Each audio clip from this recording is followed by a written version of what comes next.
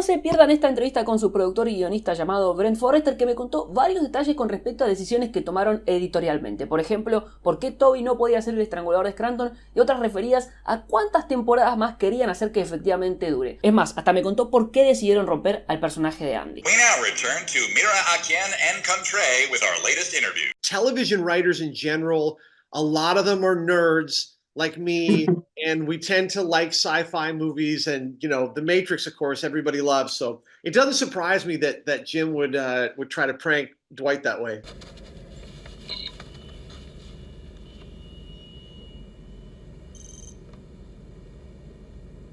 You wrote Work Bus, that is the one directed by Bryan Cranston. Yes. And so tell me about working with him in that position, because I think he never had a cameo on the show, if I'm not remembering wrongly. But how was working with him as a director? Bryan is a remarkable director. He was very influential to me. It was really interesting watching Bryan as a director. Unlike any other director I've seen, he would guide the actors, but he would do it without ever criticizing them. He was only complimenting them, and he would get them to go this way, this way, this way, very specific stuff, only with compliments. And I asked him about it because I said, I don't think I've ever seen you say a negative word to these actors. And he said, oh yes, an actor, when they're in front of the camera, they're very emotionally raw and very sensitive. And he said, you can do violence to the emotions of an actor. So you must be very gentle and very positive. And I said, but how do you get somebody to do something that they haven't done? How are you going to compliment it? He goes, oh, I will compliment you on something you haven't done. For example, if I want you to be thinking about your mother in the next take, I will say, Brent, I loved how I could see you thinking about your mother in the last take. Give me more of that. They caught the Scranton Strangler. They trapped him in his house. Out and then photographing them is believed to be inside. You had an episode, at least you thought about it, when everyone was going to think that Toby was the Scranton Strangler. Yes, yes. What happened to? Why did you cut that episode, and how was like the outline for that show? Yeah, we did get the idea to have Toby be the Strangler. It was very funny to us. It's so crazy, such a twist. But we found we couldn't do it because The Office is very realistic, and the actors are grounded, they're realistic, and it didn't make sense, really. There's nothing really about Toby that's murderous, and so intellectually we liked it, but emotionally it didn't feel real. In fact, it's pretty freaking unfunny.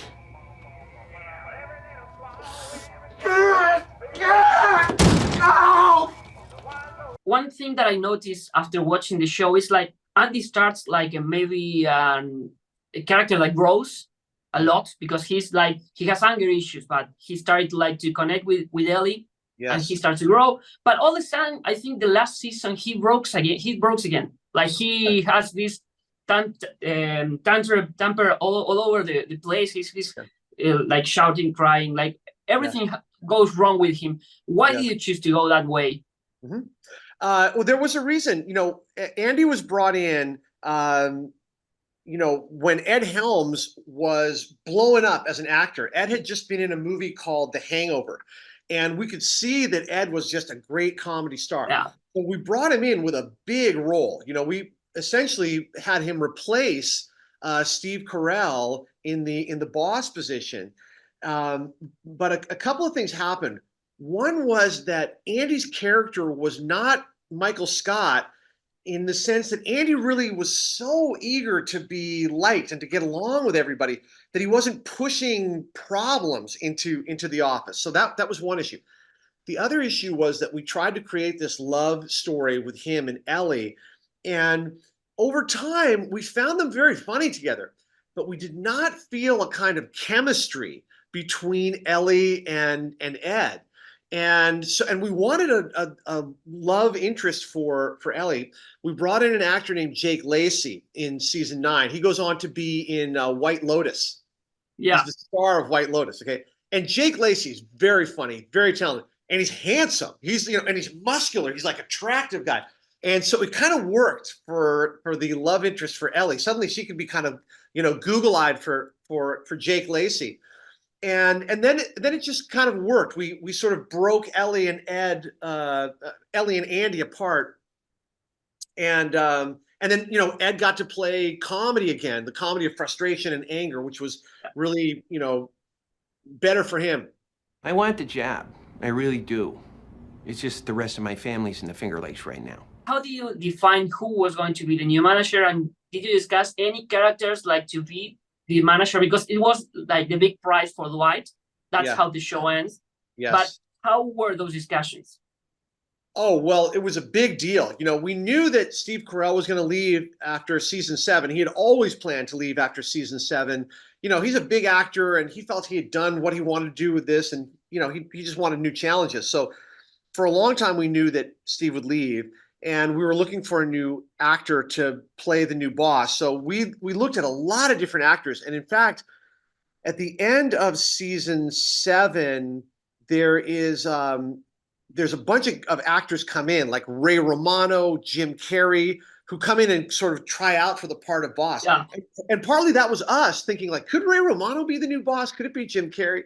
So all those actors that you see were potential candidates to be the new boss. And I guess we did bring in some of them, like the English actress who comes in later in season 8 and 9. She was a potential to be the head of the office. But ultimately it was Ed Helms, because Ed Helms' movie career exploded, and it just sort of felt like he's a movie star that we can put in TV now. So Jim Carrey was really like in the run for this position. Because I thought that it was like a funny cameo and that's it. So he was really considered. He was considered by us, the writers, for sure. Now, I don't know how much Jim Carrey was interested in being the head of the office. Yeah. We cast him and brought him in thinking, maybe he'll start to like the show more and maybe we can bring him in. So, but we never made him a formal offer or anything like that. I don't know if he would have done it. Hey, new Jim, come sit on my face. Oh, thank you. My name's Pete. No, Pete is not the new Jim. Jake comes in with another character, the guy who ends up playing. I can remember. Yeah. You know who got me. So he comes in with the two young guys, and they were sort of to replace Jim and Dwight. So we were in season 9 of The Office, and Greg Daniels, the creator, was thinking, why not just keep this show going? Let's go season 10, 11, 12. But we're losing all the actors. John Krasinski's going off, Rainn Wilson is leaving, and so we need to replace them with younger actors. And so, the new Jim and Dwight is who we brought in. Jake Lacy and the other incredible actor who, because I'm so fucking old, I can't remember his name. They were brought in to be the new Jim and Dwight, and then Jake also seemed to be a good love interest for Ellie. Yeah, so you discussed the possibilities of like 10, 11, 12. So you were going to continue the show. Why did you finish it? That was not a conversation I was a part of. That would have been the showrunner, Greg Daniels, and the network. And for some reason, they decided not to go forward with it. The truth is, The Office got bigger after it ended. I think today they would definitely have kept it going on.